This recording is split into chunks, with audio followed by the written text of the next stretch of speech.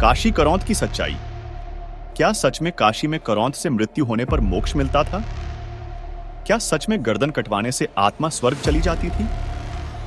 आज हम एक ऐसे रहस्य से पर्दा उठाने जा रहे हैं जिसे सदियों से छुपाया गया। एक ऐसा सच जिसे जानकर आप चौंक जाएंगे। संत रामपाल जी महाराज के दिव्य ज्ञान से इस षड्यंत्र का खुलासा हो चुका है। आज हम आपको बताएंगे काशी करौंत की पूरी सच्चाई। अंधविश्वास का जन्म। एक समय था, नकली पंडितों ने समाज में यह धारणा फैला दी कि काशी में मरने से ही मोक्ष प्राप्त होगा। इस अंधविश्वास का लाभ उठाकर कुछ पंडितों ने एक भयावह षड्यंत्र रचा।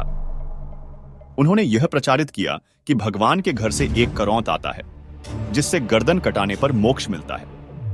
लेकिन वास्तव में यह करौंत कोई दिव्य शक्ति नहीं, बल्कि एक लकड़ी काटने वाला बड़ा आरा था। इसे रस्सों के जरिए संचालित किया जाता था। जब कोई इसके नीचे लेटता तो रस्सों को खींचा जाता और देखते ही देखते उसकी गर्दन धड़ से अलग हो जाती।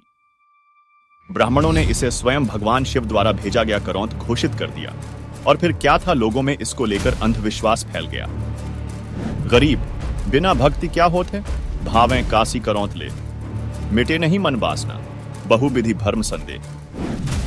काशी करौंत मोक्ष, अंधविश्वास या पाखंड। अब आप सोचिए, एक वृद्ध व्यक्ति जो अपनी जिंदगी के दुखों से तंग आ चुका हो, उसे अगर यह कहा जाए बस एक क्षण में स्वर्ग की यात्रा कर लो, तो क्या वह मना कर सकेगा?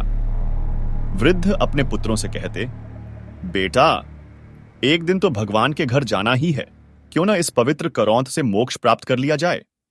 और इसी तरह यह कुप्रथा समाज में गहराती गई। जब किसी का सिर कटता तो इसे दिव्य घटना कहा जाता, लेकिन कभी कभी करौंत का रस्सा अटक जाता। तब बताया जाता, तुम्हारे लिए अभी परमात्मा का आदेश नहीं आया है, एक सप्ताह बाद दोबारा प्रयास करना। जो वृद्ध वहां बैठे थे वे व्याकुल हो जाते, मेरा पाप कितना बड़ा है, मुझे परमात्मा कब स्वीकार करेगा? धूर्त पंडितों ने भोले भाले बूढ़े श्रद्धालुओं के इस विश्वास का फायदा उठाया। चिंता मत कर, अगले सप्ताह तेरा नंबर 2 बार लगा देंगे। और इस तरह यह नरसंहार लंबे समय तक चलता रहा। इस षड्यंत्र का पर्दाफाश लोग इसे गारंटेड मोक्ष मान बैठे, लेकिन हकीकत में यह केवल एक नृशंस हत्या थी। धर्मगुरुओं ने यह झूठ फैलाया कि जो काशी में मरेगा वही स्वर्ग जाएगा, और जो मगहर उत्तर प्रदेश में मरेगा वह नरक जाएगा।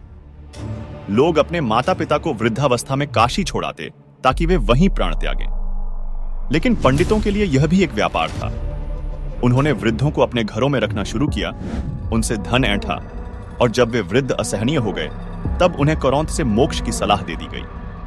गंगा के किनारे एक नया घाट बनाया गया जिसमें यह करौंत लगाया गया।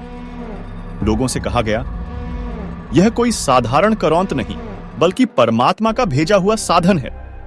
और इसी प्रकार समाज इस पाखंड में फंसता चला गया। लेकिन तब कबीर साहेब जी ने लोगों के इस अंधविश्वास और ब्राह्मणों के षड्यंत्र से पर्दा उठाया और ब्राह्मणों को खुली चुनौती दी कि तुम सब झूठ बोल रहे हो। उसके बाद इस भ्रम को तोड़ने के लिए कि जो मगहर में मरता है वह गधा बनता है और काशी में मरने वाला स्वर्ग जाता है। कबीर साहेब जी कहते थे कि सही विधि से भक्ति करने वाला प्राणी चाहे कहीं पर प्राण त्याग दे, वह अपने सही स्थान पर जाएगा।